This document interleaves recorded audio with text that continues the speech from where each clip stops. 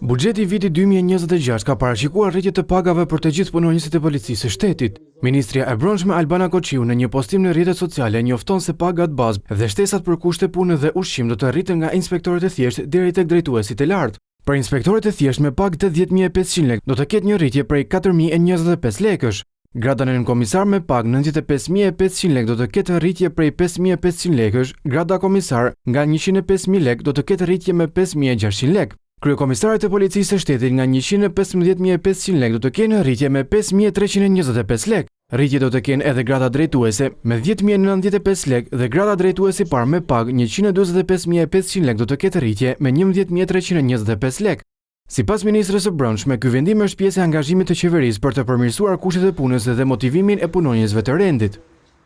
Një vendim i merituar për gratë dhe burrat që çdo ditë mbrojnë sigurinë, jetën dhe rendin publik. Kjo rritje është një investim në profesionistët që qëndrojnë në shërbim të qytetarëve me përkushtim, integritet dhe sakrificë.